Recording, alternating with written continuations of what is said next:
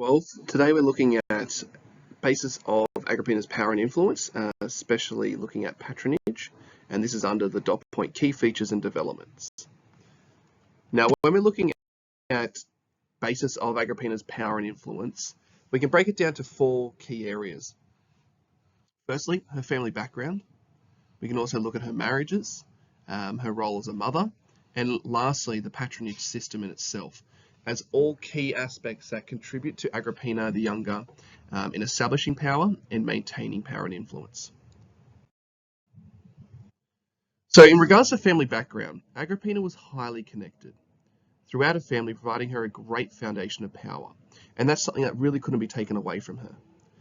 When we look at family connections, she had direct lineage to Augustus and Livia. She was able to lean on the popularity of her grandfather Drusus, and that she also had the powerful emotional connection to Germanicus' name in Rome and the provinces. In regard to family background, Tacitus acknowledges the significance of Agrippina's family connections, stating, Agrippina, daughter of Germanicus, granddaughter of Augustus, claimed a nobility equaling that of any Caesar. Now, the granddaughter of Augustus part of Tacitus there, that may be a phrasing, a different part of language there from Latin there, as we all know that she was actually the great-granddaughter of Augustus. Now, the role of Agrippina's family connections in securing her base of power is further emphasized by Barbara Lebrick when she states, Agrippina's legitimacy stemmed from her ancestry. Agrippina's marriages were also crucial to her basis of power and influence. The wealth Agrippina inherited from her marriages funded her patron responsibilities. Furthermore, her marriage to Claudius secured her son's future. The importance of marriage for Agrippina's political and social security is evident when Cassius Dio states, Agrippina, a woman who used her marriage to Claudius to wield greater influence than any woman before her. Barrett underscores the importance of Agrippina's marriage to Claudius when he asserts, her marriage to Claudius was not merely a union of convenience. It symbolized the merging of two branches of the imperial family and solidified her son's claim to power. The birth of Agrippina's son gave her new status as a mother. This might seem like a minimal thing or something to glance over, but in ancient Roman society this was really important, especially if you are from the imperial family.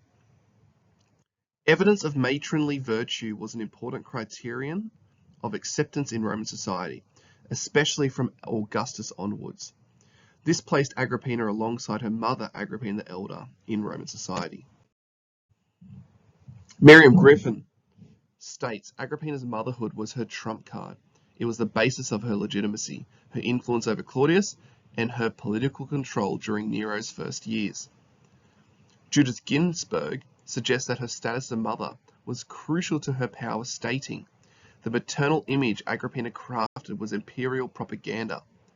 She wasn't simply Nero's mother, but Rome's mother, guardian of the Julio-Claudian legacy. For patronage, the patronage system was extremely important in Rome, full stop. And mostly men. It was mostly important, wealthy men that used this patron-client relationship, this system really well. But imperial women could use it really well to exert influence. Now, to understand patronage was a system of patron-client relationships. A patron was expected to assist their clients and their relatives by advancing their careers. And in return, clients had to support and further the cause of their patron. Agrippina's closest clients were Seneca and Burrus, who assisted her in establishing and maintaining a basis of power. Apologies for that typo there. Seneca and Burrus were also appointed by Agrippina as her son Nero's advisors early on in his career. The residents of the colony, established in a named Cologne, were also her clients. Patronage was an important way for Agrippina as a woman of the imperial household to exert influence. This is also evident in ancient and contemporary writings.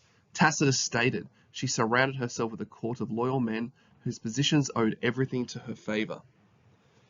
Anthony Barrett asserts that Agrippina was no mere beneficiary of family fortune.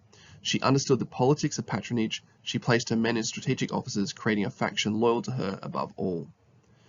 And also Judith Ginsburg argues that, quote, patronage for Agrippina was a way of forging political identity. I hope this has been helpful, and I hope you continue to enjoy studying Agrippina.